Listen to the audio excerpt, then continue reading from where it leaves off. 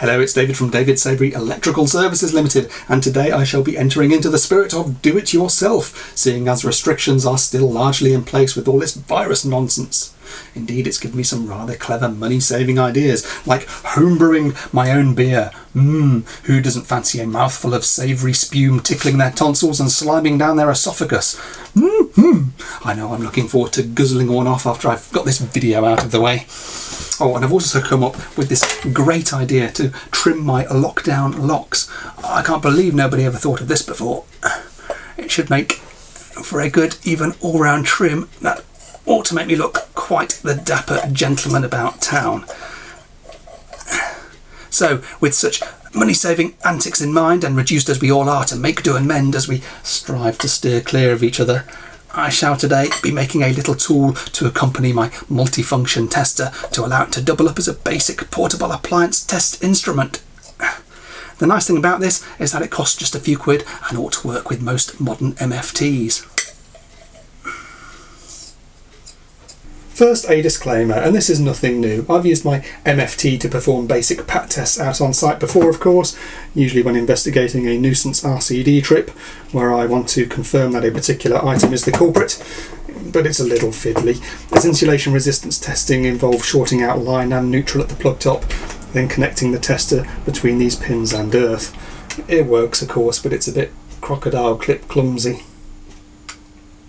Enter the Kewtech PATADAPTOR, a device that can convert many basic MFTs into P.A.Ts, but at over 32 quid, well, at least at Screwfix. The Amazon link in the description has it for less. You know what, I don't think there's anything terribly clever going on in here. It seems to me that this is little more than a presentation converter that allows your MFT to mate with any washing machine, fridge freezer or hairdryer without cocking about with clips. But you can make one yourself in mere minutes for less than a tenner and with but a few parts. And that is exactly what I'm going to do today, using this flying socket, a smidgen of wire and two insulated 4mm banana sockets.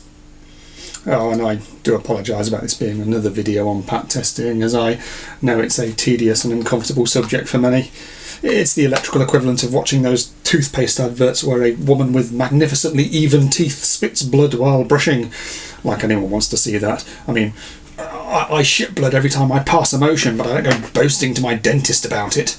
Anyway, unless anything changes in Edition 5, the In-Service Inspection and Testing of Electrical Equipment Code of Practice, when it comes out later this year, then there are only two things we want a test instrument to confirm regarding any given appliance. Is the earth path of a low impedance to minimise the risk of shock in the event of a fault, if the appliance is Class 1 and uses an earth, that is? And is the resistance of the insulating materials separating live parts sufficiently high that the appliance is not a shock or fire risk? These tests are what many sparkists perform every day on final circuits. The R1, R2 and ZS measurements are undertaken to verify a low impedance earth fault path, and insulation resistance testing, usually at 250 or 500 volts, verifies that live parts are suitably separated. So anyone with a tester capable of performing these tests is already armed with the right equipment. Well, possibly, as we'll see. And a basic entry-level dedicated portable appliance tester offers little more on top of that, other than a convenient way to physically connect any appliance with a plug top without having to faff with leads and clips.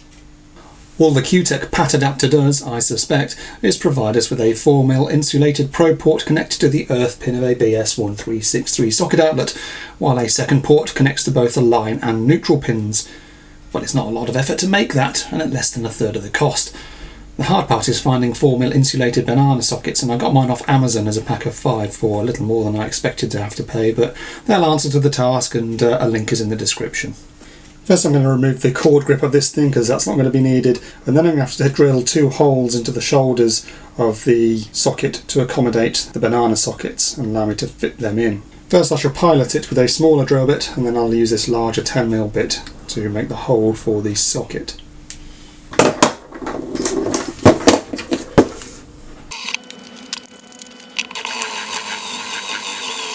Using my craftsman's skills and a big fucking knife, I've managed to locate my 2 banana sockets into the shoulders of the plug here, and I've also had a bit of a job of chewing out where the old core grip was to accommodate the body of the connectors, so the 2 halves should mate together quite well and effectively give me the basis of the exterior of my do wicker, which ought to screw back together and hold together quite tightly. So I'm quite pleased with that.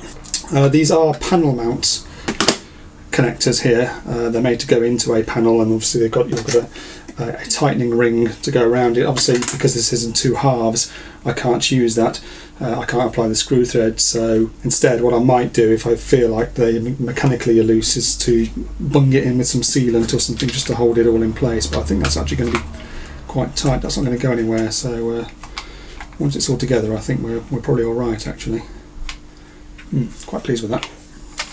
Okay, and now I'm going to use a bit of 1mm scrap copper here, just to connect this earth one to the earth pin here. It's actually already quite close to it, so it's only just a little bit of copper needed to get from there to there. And then the second one is going to come down, feed into this point here, and around into the neutral position. And there we have it. Construction is complete. This 4mm banana socket here goes to my earth pin, and this 4mm banana socket here goes to the line and then the neutral pins. Rather spiffing, I think you'll agree. Now I'm going to put a bit of sealant on here, a bit of this Mapisal stuff, just around here to help keep these connectors nicely in place and to block up the old cable entry hole, because that's not going to be needed anymore. Stop things from falling in it or whatever. But then it can all go back together and get screwed up. And there we are. My do wicker is finished.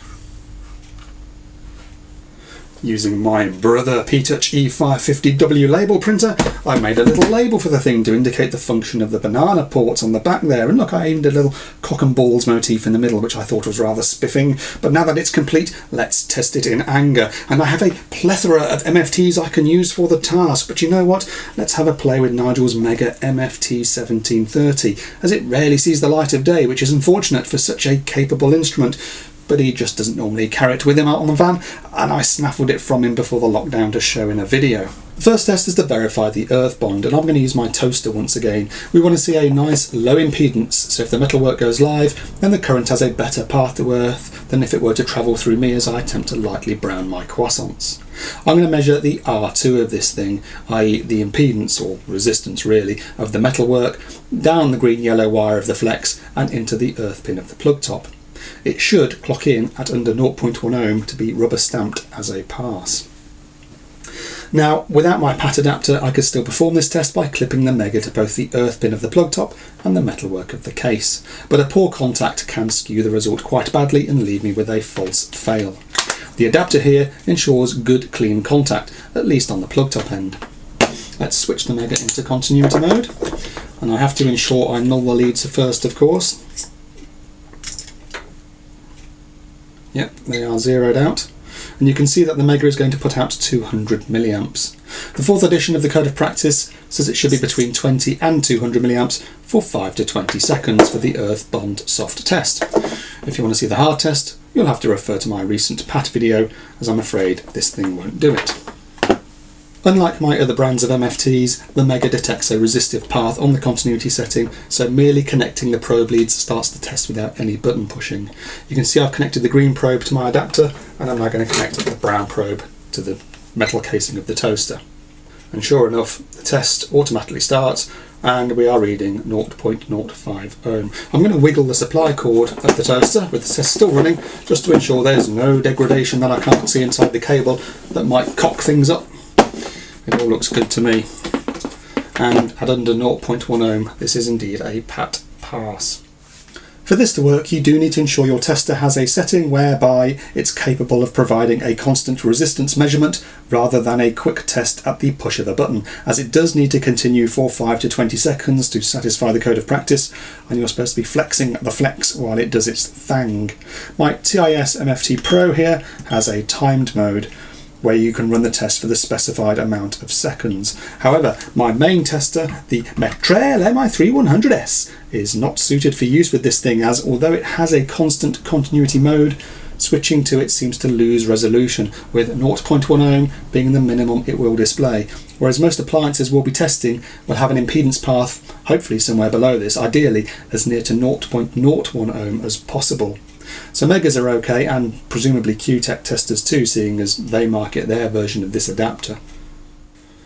When it comes to my Fluke, that seems to undertake the test for as long as the button is held down. accompanied as it is by an annoying noise that I can't remember how to turn off. So that ought to work too. I've no experience of other makes from the likes of Ethos, Dialogue, etc, so owners of such will have to tell me in the comments if these will also do the shiz. No good if you have a Metral then, or at least not the model I've got, as it can't run the test for the specified time with the required granularity. And by extension, I guess that includes the Martindale ET4000/4500 testers, as I believe they're the same bugger under a different badge. Although I've never actually wrapped my wanking clamps around those models to know for sure. Again, owners of such, please enlighten me. We found that the earth path on this appliance is within expectations. So, moving on to insulation resistance then. This time I'm going to plug both the line and earth probes into the adapter. What will happen here is that 250 volts or 500 volts depending on the tester setting will squirt into this socket, which we've seen is connected to both line and neutral. Ideally, nothing will leak back through the earth pin if the insulating materials in my bagel burner are up to snuff. In my P.A.T video, I showed the probe from the portable appliance tester connected to the appliance when performing this test, but my P.A.T instruments will detect leakage through either the probe touching the casing or the earth pin on the plug top. And if we verify that the case is connected to the earth pin, then there's no need to keep the probe connected. In this configuration, we have no probe, so any leakage will be picked up on the earth pin only. As I said in my P.A.T video, this is a hard test, and there is a risk of damage to equipment.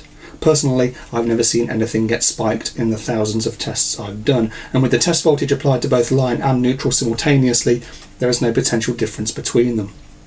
That said, the code of practice does state IT equipment could be damaged if it does not meet the requirements of BS EN 60950. I assume most common or garden IT equipment does meet this standard, seeing as I've never checked, and I don't seem to have left a trail of chaos behind me in all the offices and workplace environments I've been in. However, if you're concerned about the insulation resistance test, then you can perform a leakage test, but you'll need a proper P.A.T instrument that supports such. Your average M.F.T won't do it. I think I might have said in that video that a leakage test requires an IR test to be passed beforehand, but I may have been wrong there, as it's an alternative or complementary test for IR. Anyway, there's certainly no danger of causing a headache for this toaster with a 500 volt IR test. My toaster is connected, and it's important that the appliance under test is switched on if it has a mechanical switch, something I neglected to do in my last video, so I'm going to push down the plunger here to engage the heating elements and then tell the Mega to start megaing. So long as I keep the button pushed in on the Mega or Fluke models, then the test will keep on trucking, and again we want at least 5 seconds out of it. Jolly good. Again, my TIS MFT Pro can be set to do a timed test for insulation resistance, and my Metral MI3100S will do a continuous IR test if the test button is pressed twice. The minimum pass value is 1 megaohm for class 1, 2 megaohm for class 2. Heating or cooking appliances can be as low as 0.3 megaohm because of their elements when cold. And it should also be noted that some mineral insulated elements will never pass this test when cold, and they may need to be warmed up or the leakage test applied as a substitute. It's okay here though, we're off scale high, so no insulation breakdowns to worry about when I next pop in my Pop-Tarts. This toaster seems to pass the earth bond and IR tests then, which are the minimum prescribed by the code of practice. So long as it also passes visual and functional checks, then it has successfully passed the process. Speaking of toasters, YouTuber The Embedded Hobbyist commented that modern day toasters are a strange thing to pass a P.A.T process with their easily accessed hot and live parts, and they only exist because of grandfather rights. That's an interesting observation. I'd never thought about it before. I suppose the design does predate modern safety standards and continues to this day because it's been a consistent staple of the kitchen in that largely unchanged form for so long, and it works so well.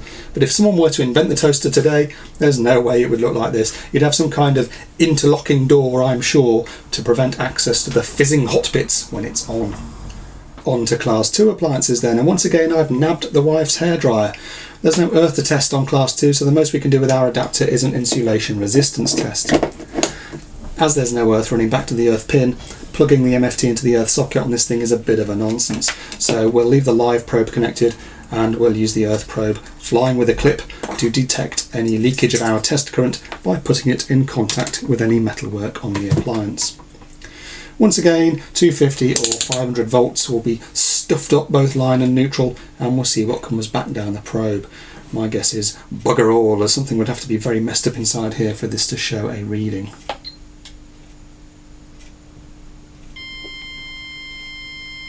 Sure enough, we kick it off and we're off scale, so nothing is coming back down the probe. Jolly good. Again, assuming nothing has tripped it up on visual inspection or functional testing, this is a PAT pass, and it can carry on doing its thing out in the wild. So there we have it, the homebrew PAT adapter for your MFT.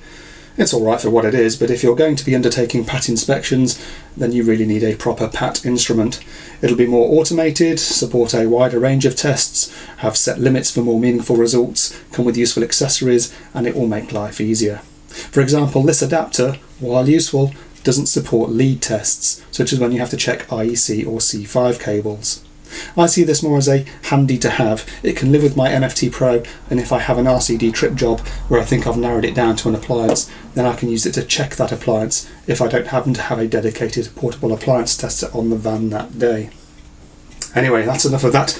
Let's see if my home brewing is as good as my home barbering.